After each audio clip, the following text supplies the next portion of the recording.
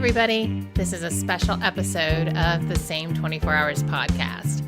As you know, at the conclusion of each episode, I ask my guest a special question. What is it that you do with your 24 hours that makes it great? As you all know by now, we all have the same 24 hours, and it's what we do in those 24 hours that contributes to our health, happiness, and success. So I thought it would be really fun to have an episode that kind of mashed all of these guests together and provided like a Cliff Notes version of what makes their 24 hours great. So I hope you all enjoy this episode. Each question will be introed with the name of the guest and kind of who they are, and then their answer to this question. So I hope you all enjoy it and look forward to the new season of the Same 24 Hours podcast coming in January.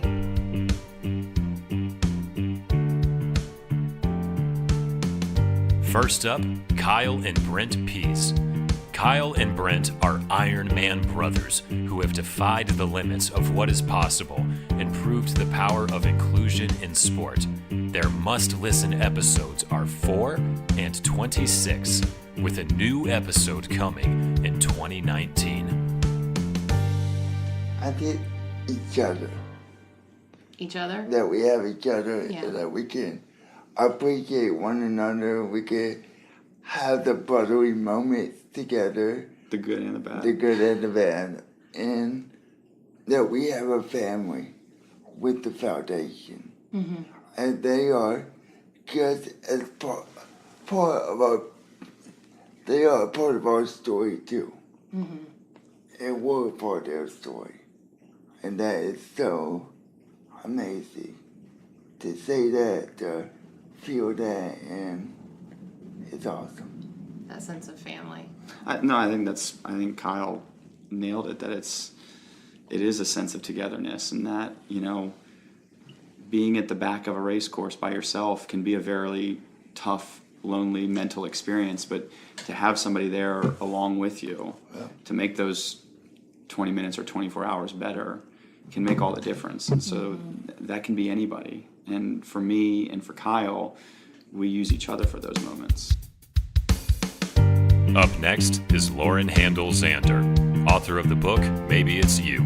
Cut the crap, face your fears, love your life.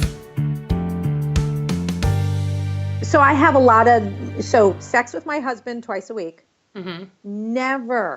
Never hold on to anything, never go to bed unhappy, never not resolved, and I am famous for copping to my own shit. Right? I love owning whatever you have to say you had an experience of me as. Most people are defensive. Right? And so one of my greatest capacities is to own my dark side and to get called on it and to be happy to own it and apologize and make a new promise. Mm-hmm. So I walk my own talk, and that has me have a very hot marriage after 20 years. Let me ask you this real quick, and this doesn't have to do with marriage. But when you own your own shit, when you are in a relationship with a friendship, a business partner, whoever, and you know that they're pissed off at you, and you say, what did I do? And you literally will take all the steps to make it right. And then you can't get them to tell you what you did so you can make it right. If you're ready, you're standing there, you're like, I will own this. I will own my own shit. I am ready. And then no one will tell you what you're supposed to own. What do you do? What do you do? 9 out of 10. Well, first of all, you pick that person, right? There's no one in your life. You're not in whatever dilemma you're in that you picked on purpose. Okay. Right. So with that in mind, the odds that you know what they're upset about, right? If I gave you $1 million, if you could figure out what they're upset about, unless it's your first month with them and you really don't know them, your ability to guess what they're upset about is usually pretty good, even though they should tell, why are they mad about that? Like, you're in an entire dynamic that you probably could write out. If I gave you $1 million to get it right, you would earn the money. Mm-hmm. And you're the picker who ends up in a relationship that's imbalanced that way. Okay. So I always, does that make, so Yeah, no, it does.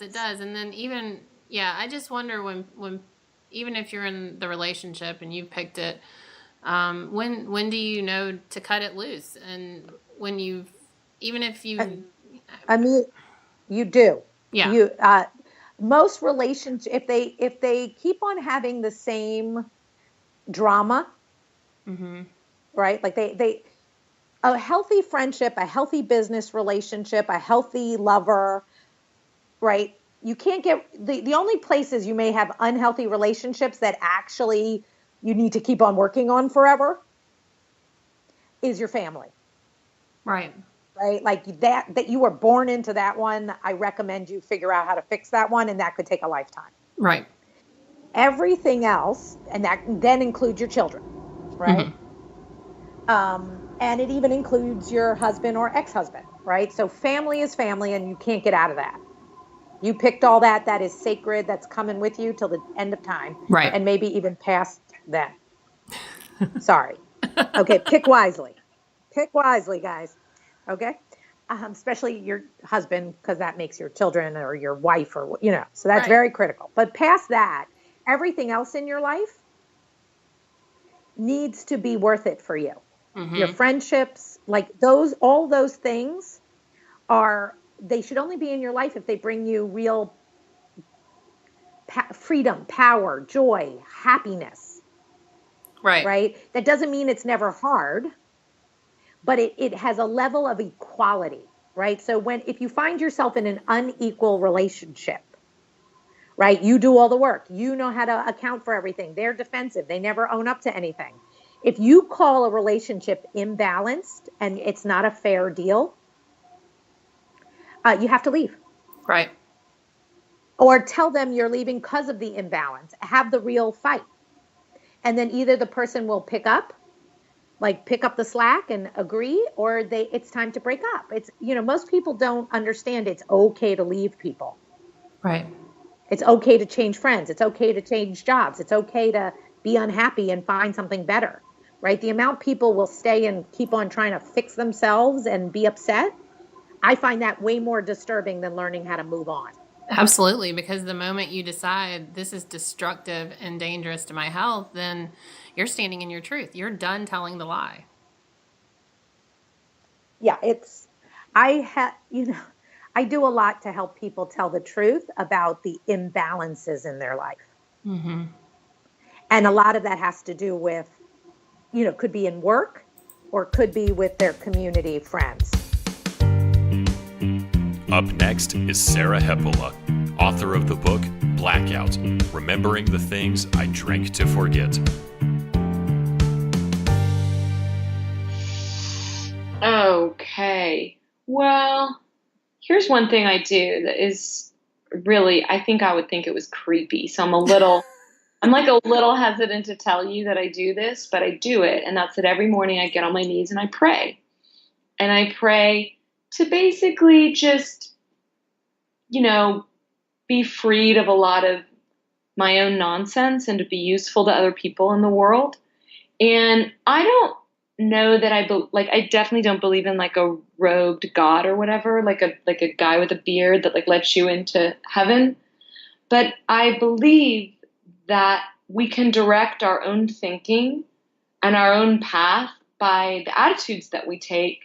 And when I kind of get on my knees every morning and ask to kind of get out of my own way, I believe that it helps me be just in better shape, to be of service to people and to be my better self. I honestly, I'm sorry. I feel like I sound like such new age mumbo jumbo. No, you don't. You don't. And I absolutely don't think it's creepy to pray.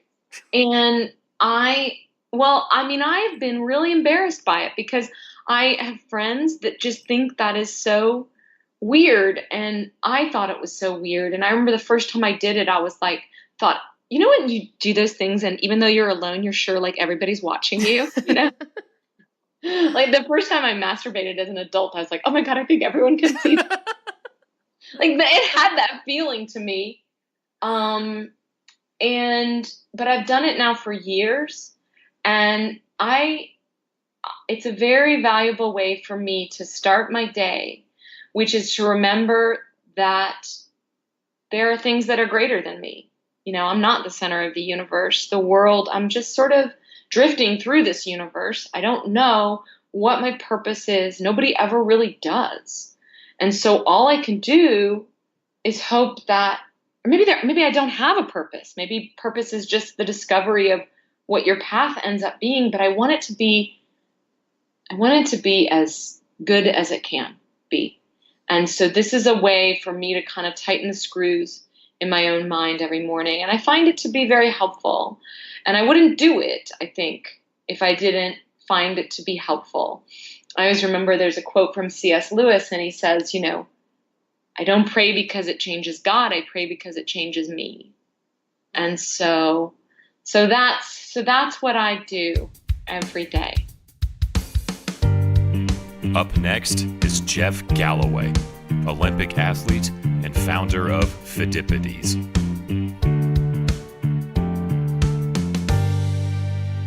Well, the one consistent theme that has really changed my attitude when there's a lot of stress going on with projects and things is a series of mantras, positive mantras.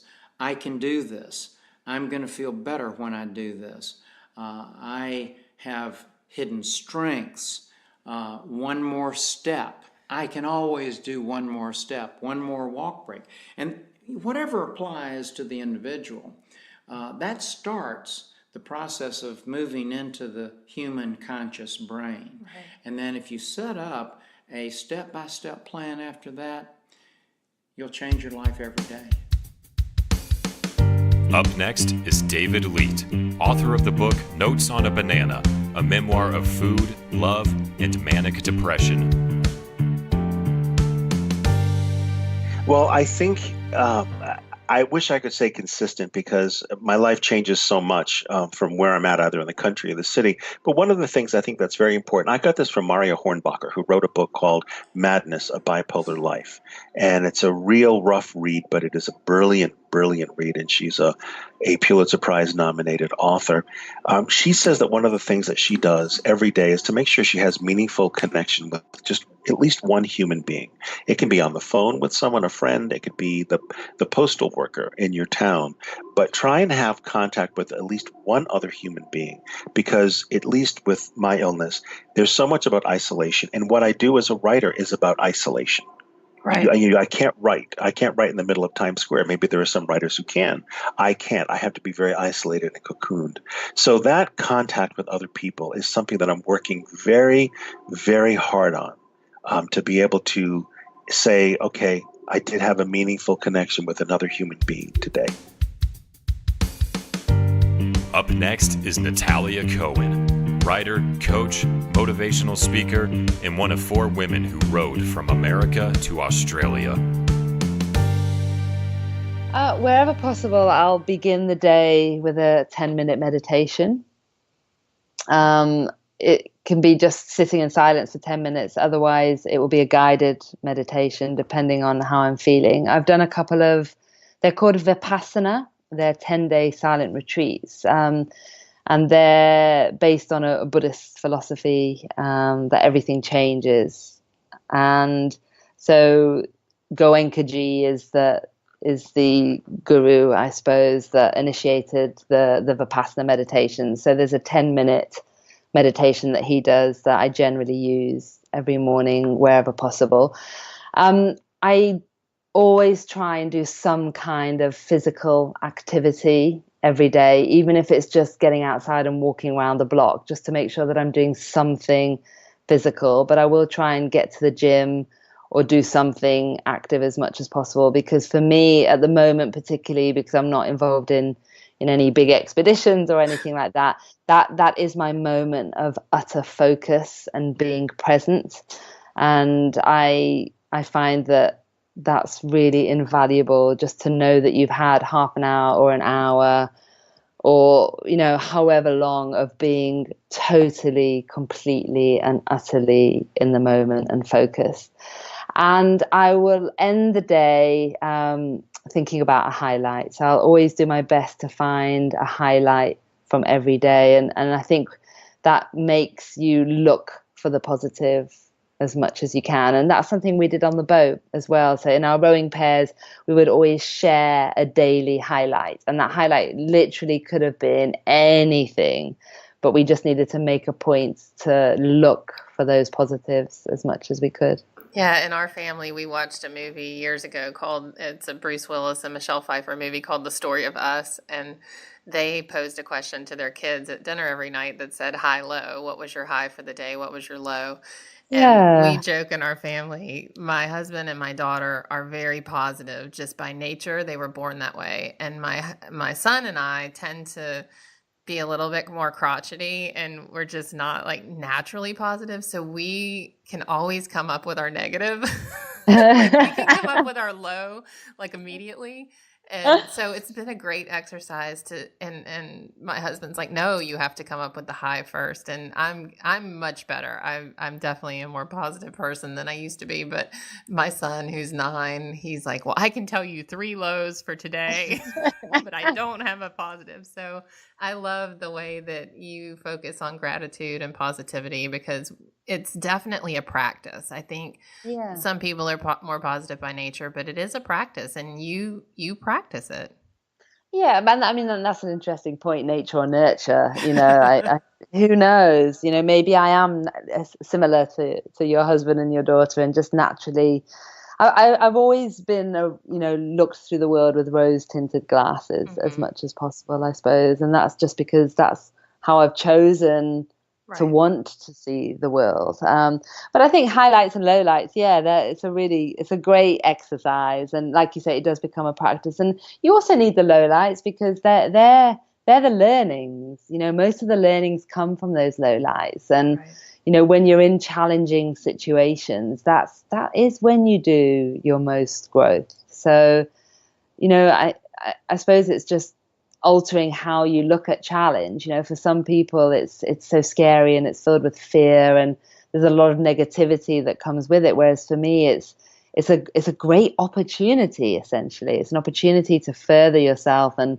to develop more mental resilience, or to see how you react to a certain situation, which I just find I find people and our minds fascinating. And we're all work in progress. We all have our good days, we all have our bad days, and I think ultimately we actually, as people, we reflect the ocean so perfectly. We ebb and flow and we rise and fall, and we have our days when we're confused and angry, or we feel powerful, and other days where we're calm and peaceful and reflective, and we're constantly changing and moving, and so that's life. Up next is Annie Grace, author of This Naked Mind: Control Alcohol, Find Freedom, Discover Happiness, and Change Your Life. So my baby girl, she's 7 weeks old, and I named her Daylin.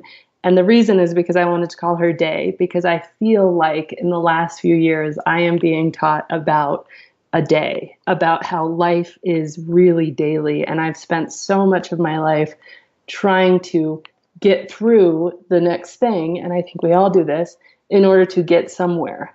And in the last 3 years, and all since stopping drinking, I have realized that life is not about getting to the next day or the day when you have that marriage or this amount of money or that business or this is happening. It is about existing in this day.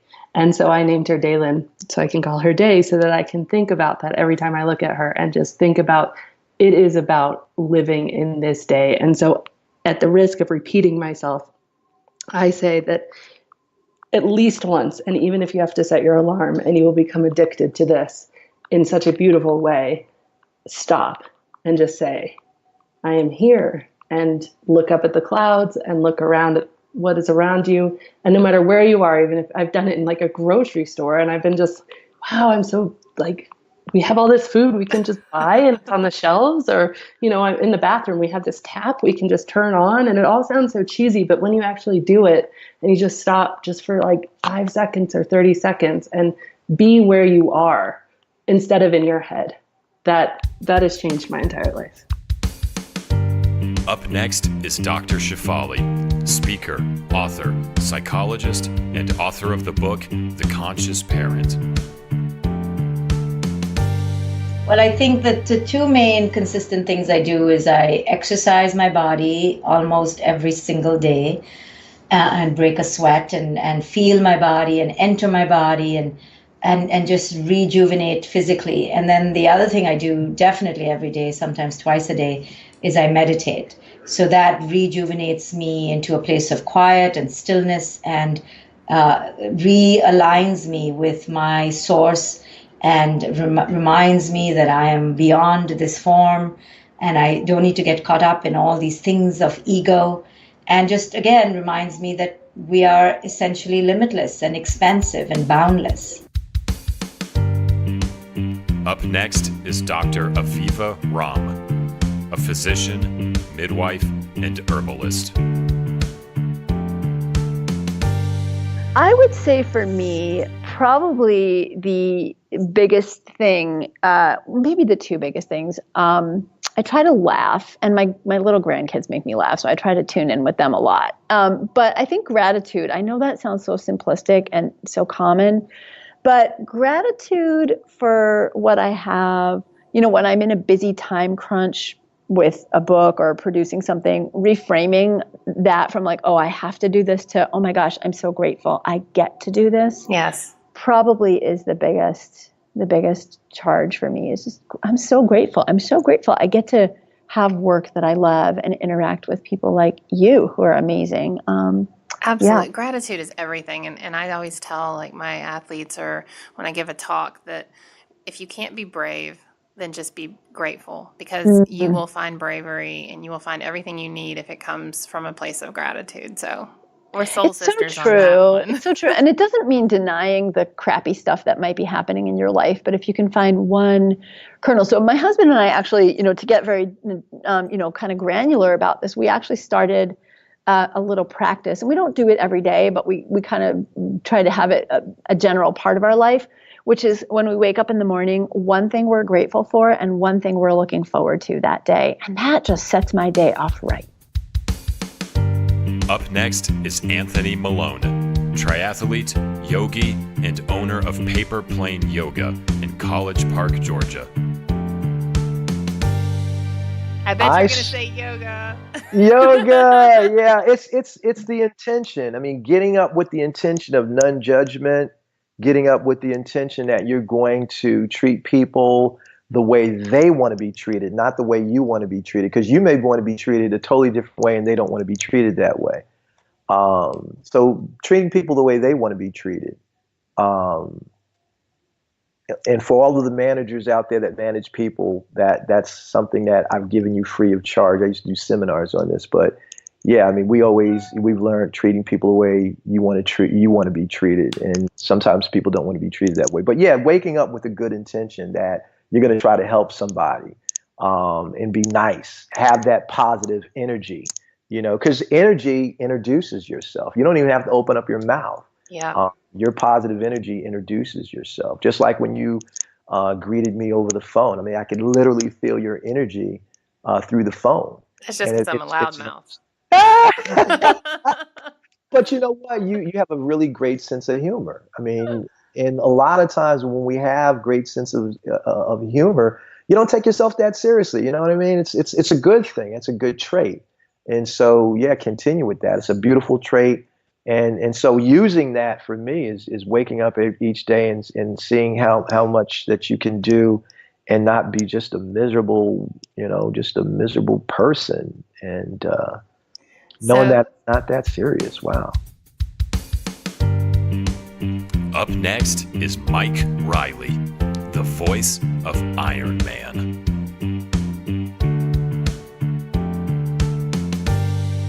What do I do on a daily basis that makes my life better? Every day. Do you have a habit of something you do every day? Or is not having a habit what you do every day that makes it better?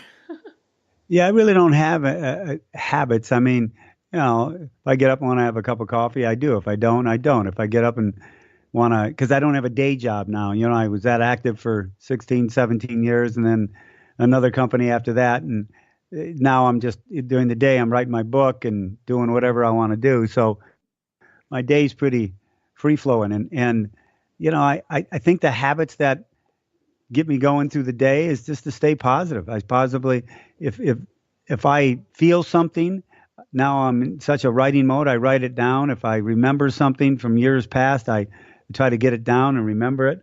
I go through old pictures and photographs and I recall that memory. But then, you know, my biggest habit is looking forward to the next event.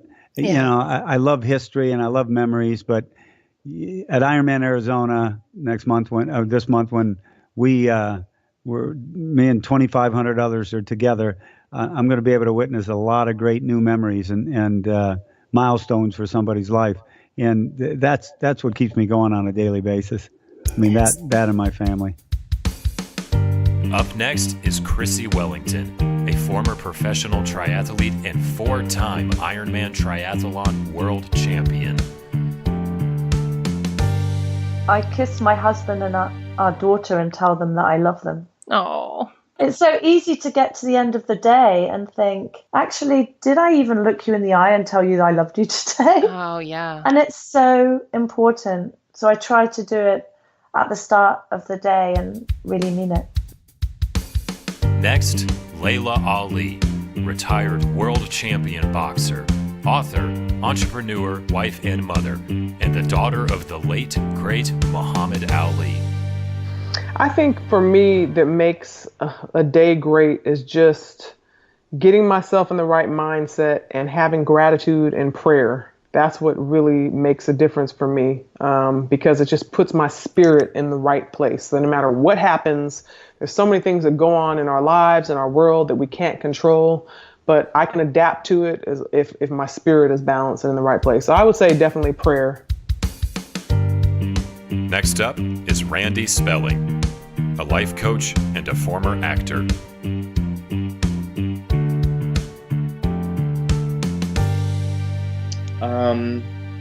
A few things I do when I wake up, and I go in and out of doing this, but I notice such a difference is I will really try to wake up, and first thing in the morning is I do even if it's 2 minutes, a short meditation, a breathing, setting an intention for the day to create a reference point. So anytime during the day, if I get frazzled or rattled, I can always go back to that place. So for me, I have to set the energy for the day right away, right when I first wake up. And that sets the bar for the day. So when I'm out of alignment, I can always go back to that place. Yeah. So that's one. Two is my wife will pack lunch in the morning. I'm making breakfast for my 2 girls. And we try and finish in time where we have 10 minutes of connection time. We call it connection time. And I'll take one girl and she'll take the other, and we'll just do something that they want to do. It's led by them. And my one daughter really loves to draw. My other one likes to jump around on a little, trampoline bouncy thing. You're like, I'm choosing the drawing. I don't want to jump. It's too early to jump. Yeah, but whatever they want to do, so we can connect with them before they start their school day. Wow, that's some serious parenting. That really helps. How hard is that? It's 10 minutes. Yeah, but to play, I don't know. That seems so challenging, especially trying to get everyone out the door. You just do it and stop complaining. I know. Yeah, there are days where that doesn't happen, but more often than not, it does. And we try and give them the responsibility that it's up to them. If they're down if they do their morning rhythm and they're down in time and they eat by a certain time, then we have time to do something that they really want to do. Oh, I see.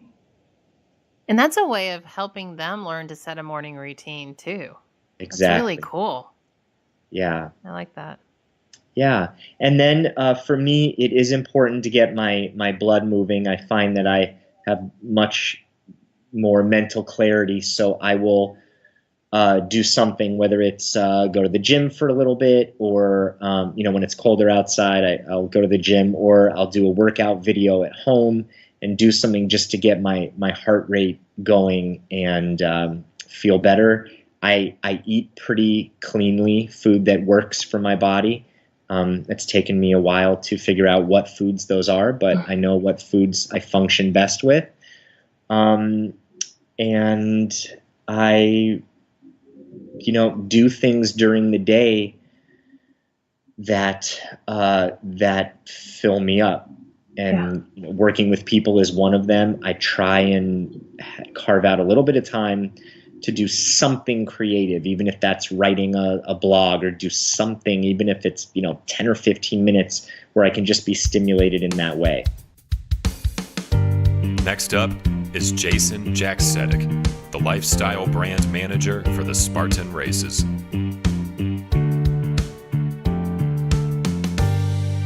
Well, so if I have a practice, it would be journaling in the morning, where I just start kind of riffing, and that helps me. That helps me just get my bearings, right? It's not even so much about archiving anything for the past, but it's always great to go back and read it. But I'll sit down and I'll be like, I'll start to kind of come down to, and journaling to me is always about priorities. And that's how you get the most out of your day, is really identifying the singular thing that needs to happen, like the bigger picture. And so that when you expend energy and expend time towards an end, it's the end that makes the most difference for where you want to be. So I journal in the morning to really get in touch with what direction am I heading in? What needs to happen today for today to be a success? And very often that is not what I thought it was. I woke up in a panic of all these to-dos. Yeah. And then in the journaling process, I realized that those to-dos were to-dos towards things that maybe weren't the real important thing that needed to be done that day.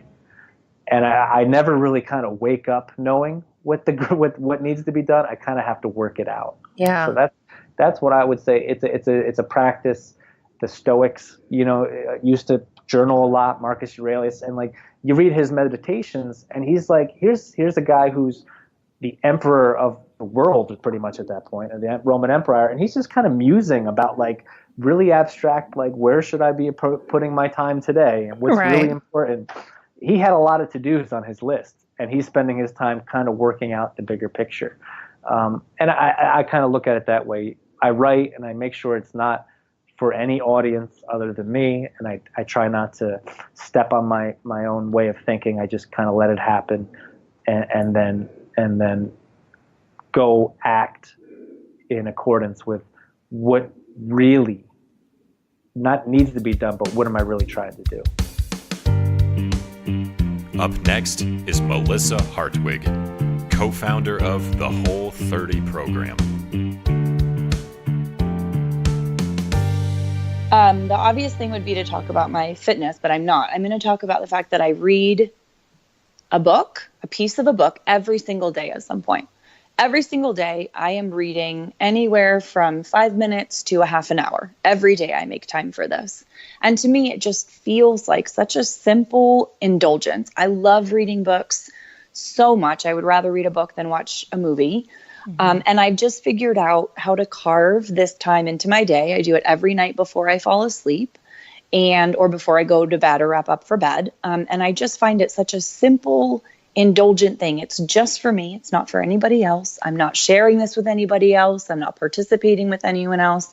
And for me, it just feels like such a quiet time, a downtime, something that fills my cup. That's just for me.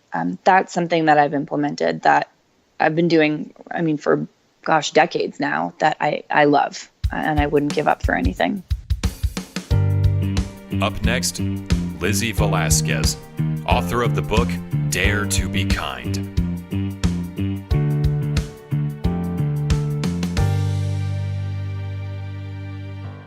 First of all, I love that so much. This was the most creative question ever.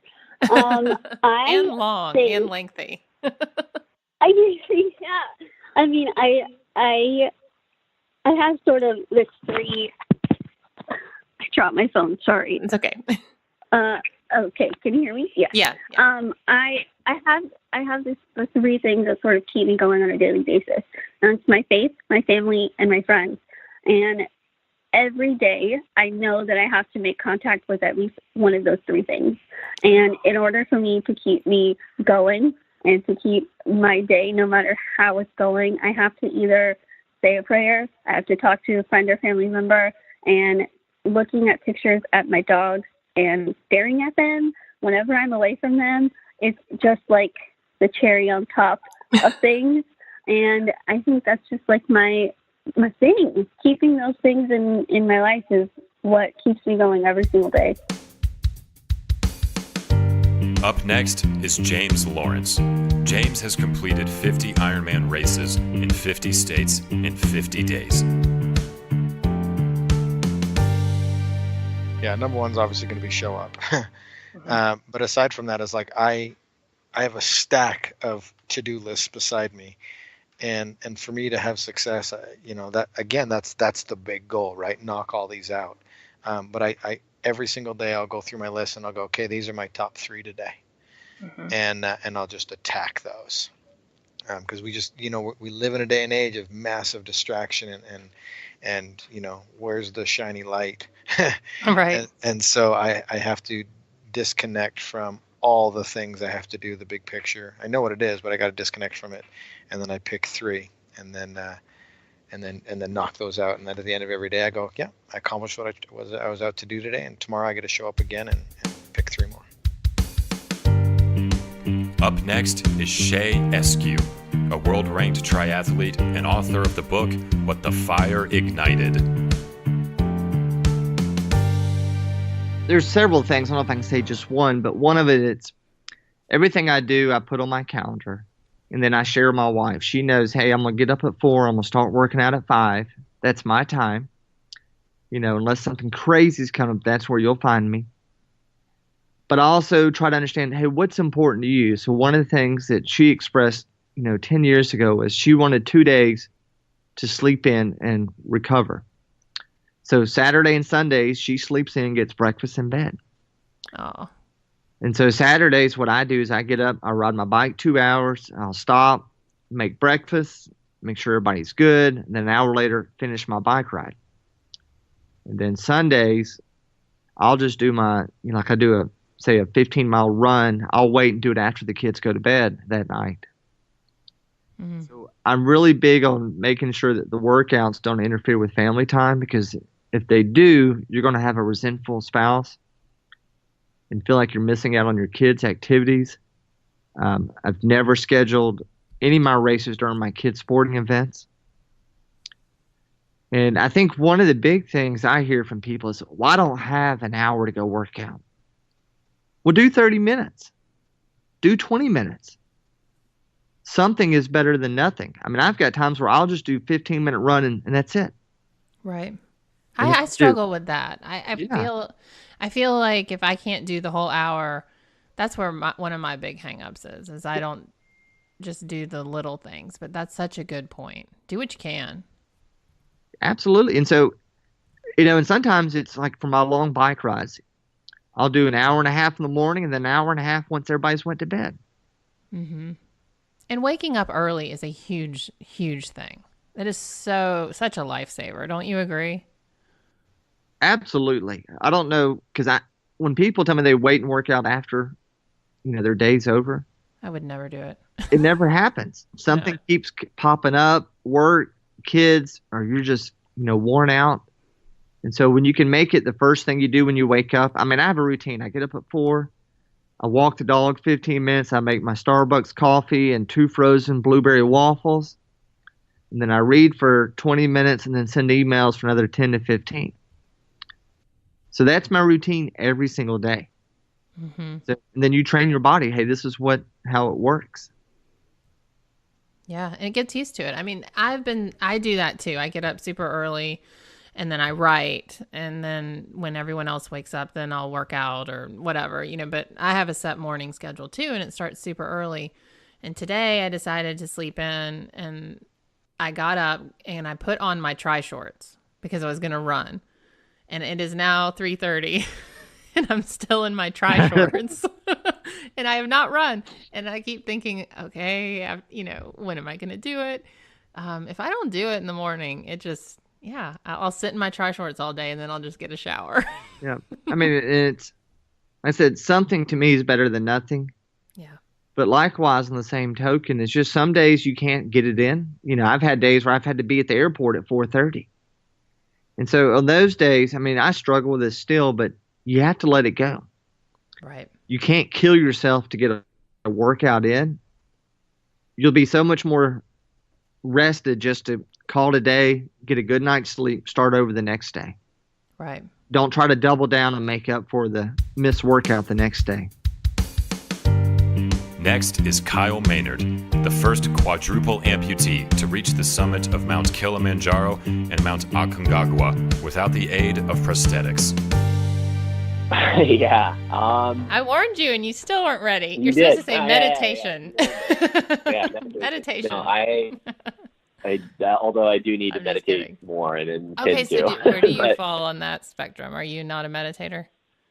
No, I'm a meditator, but there are so few things that I do. I was thinking about this on a consistent, regular basis because of the nature of my life, especially in the last few years, has been so far all over the map. Whether it's traveling different things and all just constantly. Last year, I think my residence was in California and San Diego, but I spent maybe less than 90 days here, certainly.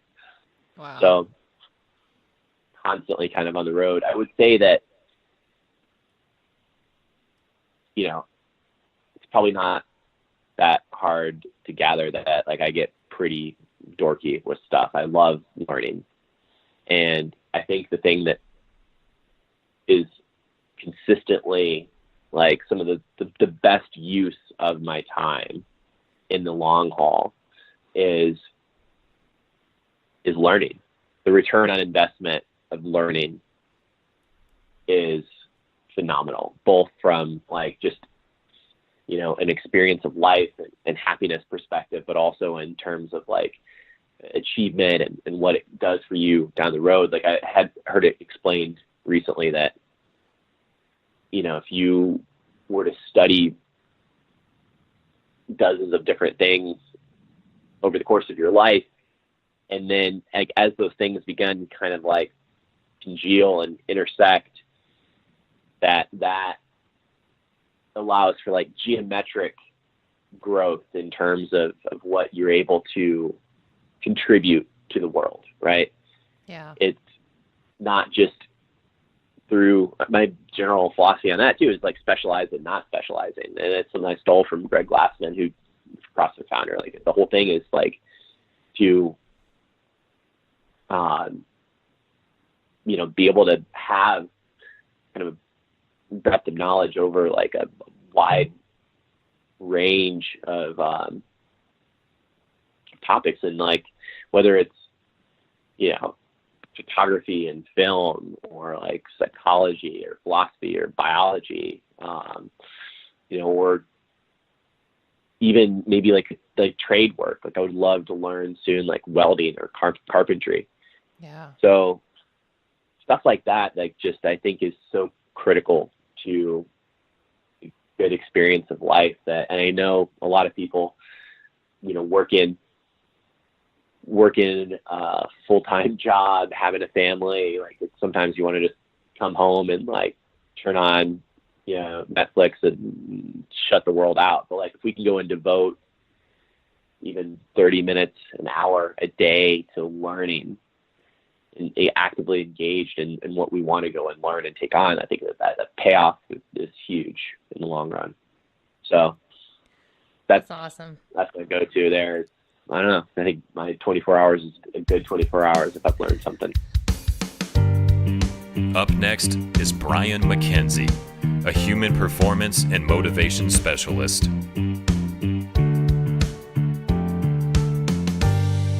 I actually have a formal breathing and meditation practice. Okay. Yeah. That I mean, look, I move.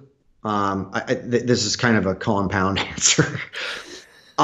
I do breath work. I meditate within inside that structure or outside of that. I actually do yoga basically daily, and I move in another form of whether I'm on my bike, I'm running, or I'm training in the gym. These are the things I do. This is what I do in order to feel my best. And I may even get in my sauna or my cold tank, right? And those are all things that I implement into my life because they all have a very, very positive impact on my life. So how long is what? I said one question. I lied. Mm-hmm. One more. Yeah. How long? A lot of times with the breath work and yoga, people say I don't have time, which BS to that. But how long do you meditate and do yoga? It all depends. It all depends. Yeah. My breath work and meditation is sometimes just less than 10 minutes. Okay. Other times it can be upwards of 30 minutes. Okay. So you can do it in any time you have. Whatever you got. Anytime you make. Breathing is actually a form of meditation. Yeah. So just doing some breathing for 5 to 10 minutes will actually it'll literally alter your physiology. Our last guest, Tony Hawk, professional skateboarder and founder of the skateboard company Birdhouse.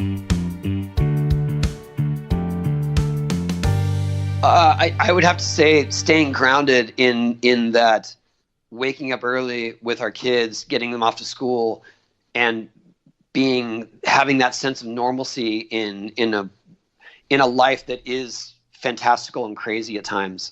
That is what gives me probably the most pride. And I feel like I'm connecting with our kids in a way that is important and not just leaving it to nannies or whatever it is that people expect of me. We're very much grounded, taking out the trash, doing that kind of stuff. Like, we're grounded in reality, and that keeps us very connected. And then the other stuff, sure, I love to go skate, and that's probably what gives me the most sense of peace and value in terms of my career. But it's definitely doing the normal stuff with our kids that I could never underestimate. Thank you so much for listening to this episode of the Same 24 Hours podcast.